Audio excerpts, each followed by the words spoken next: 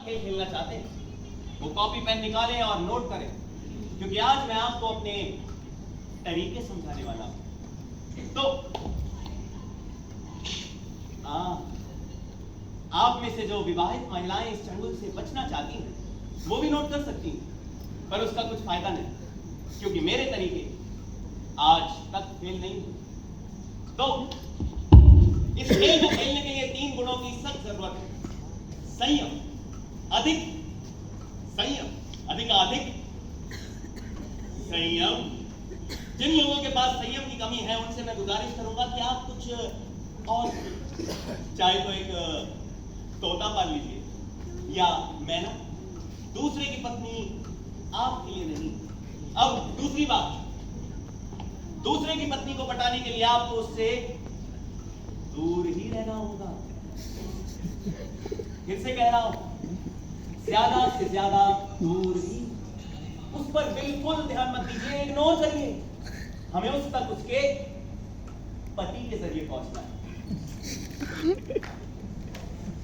आज मैं आपको एक प्रैक्टिकल डेमोन्स्ट्रेशन देने जा रहा हूं। इस हफ्ते फिर एक बार मैं किसी से पागलों की तरह प्यार करने लगा हूं। अभी कुछ ही देर में वो यहां से गुजरेगी अपने पति के साथ, और इस ख्याल से ही मेरे दिल की धड़कन तेजी से बढ़ रही है। मेरे शरीर का रोम रोम चीख चीख कर कह रहा है कि तेजी से आगे बढ़ूं और उसे गले लगा, पर नहीं। ध्यान से देखिए, एक सर्वश्रेष्ठ कुशल खिलाड़ी क्या करता है। मैं शांत कूल जैसे बर्फ का गोला हूं। मेरे दिल की रानी उसकी भी आ रही है। विवेक, तुम यहाँ? अरे मेरे प्यारे दोस्त, तुम्हें देखकर कितना अच्छा लगा। काफी फिट दिख रहे हो। ध्यान से देखिए कैसे मैं उसे नहीं देख रहा।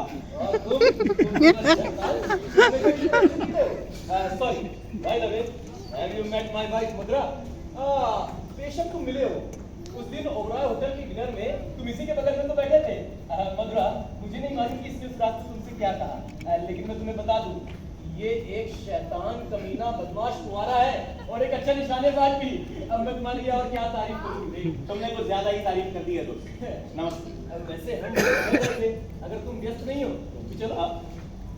मैं चल नहीं पाऊंगा दोस्त। मेरे जीवन में अभी अभी एक सुंदर स्त्री आई। मैं जहां देखता हूं मुझे वही दिखाई देती है। मैं यहां से हिल नहीं पाऊंगा दोस्त, बहुत ज्यादा हो रहा है। संयम। फैंटास्टिक यार, तुम हमेशा सबको हैरान कर देते हो। अच्छा, क्या वो सुंदर है? सुंदर, लावण्यवती है, अप्सरा लाखों में एक है। अरे तो फिर कोई दिक्कत? हाँ, हमेशा की तरह पति। उसका पति। लगता है यहाँ मेरी दाल गलेगी नहीं तो। बकवास, मैं तुम पर लाख रुपए लगा सकता हूँ, और तुम तो जानते ही हो यदि मुझे जीतने का यकीन नहीं हो तो मैं पैसे ही लगाऊं ही नहीं। खैर, ऑल द बेस्ट मेरे दोस्त, मेरी शुभकामनाएं तुम्हारे साथ है।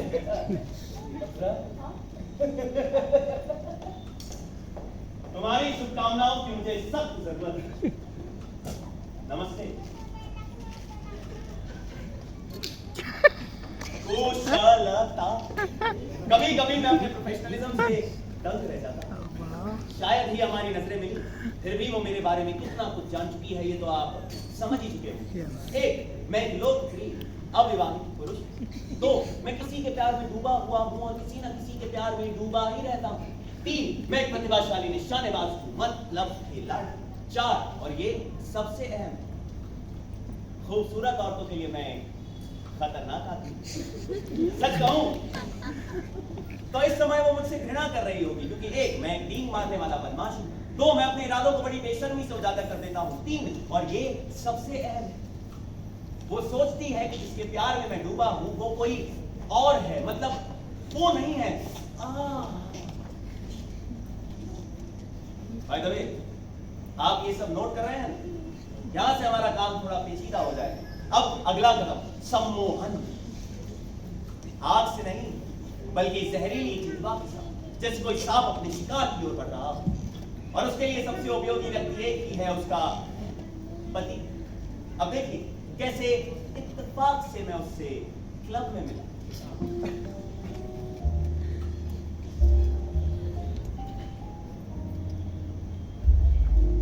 हाँ, विवेक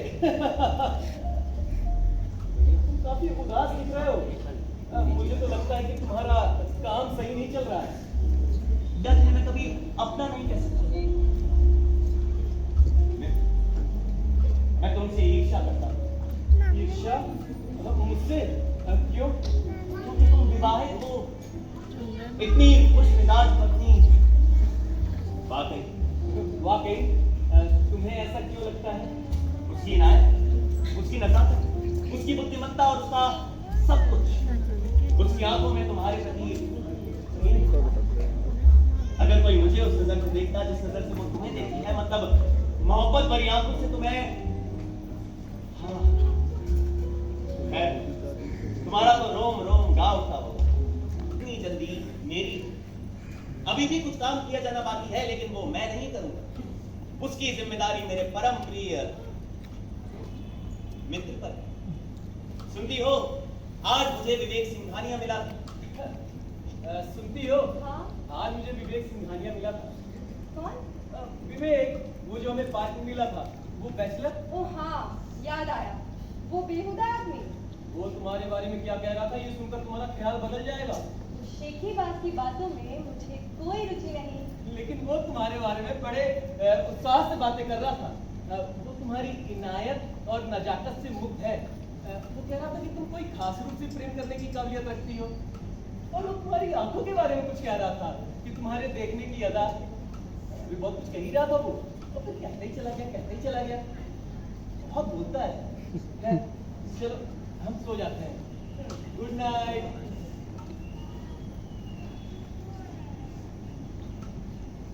गुड नाइट। और मेरे बारे में उसका और क्या कहना था? विवेक, हाँ, जो भी नाम है उसका, क्या कह रहा था वो? विवेक सिंघानिया? भाई तो मैंने बताया तुम्हें अभी। तुम तो कह रहे थे कि वो बोलता ही जा रहा था। हाँ बिल्कुल। लेकिन तुम तो रुक गए।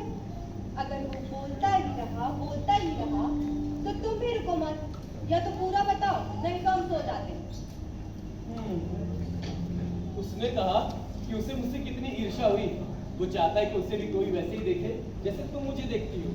वो कैसे जानता है कि मैं तुम्हें कैसे देखती हूँ? उस दिन पार्क में तुमने मुझे देखा होगा, तो उसने तुम्हें देखा होगा। वैसे भी तुम्हारे देखने की नजर से ना मुझे गुदगुदी सी हुई थी।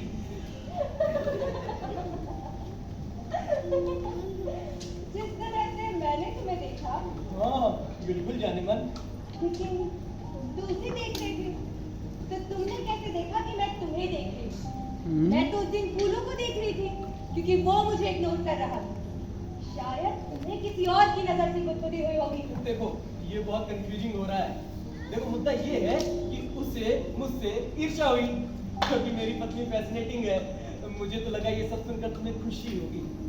तुम्हें गलत लगा। बेहतर होगा कि कहानियां बल्कि मेरे नाम के उल्लेख से उसने दी गई हलचल पैदा करने में भी सफल रहा। वही आदमी जिसे उसने कुछ समय पहले बेहुदा कहा, और यह कांता प्रसाद जी से हुई। वो जाने माने पेंटर, उन्हें किसी धनी आदमी ने एक आदर्श भारतीय सुंदरी का चित्र बनाने के लिए कहा है। तो उन्होंने मुझसे पूछा, क्या मैं किसी ऐसी मॉडल को जानता हूं जिसका चेहरा आदर्श भारतीय सुंदरी जैसा हो? तो मैं ऐसी रूप गर्विता को जानता हूं।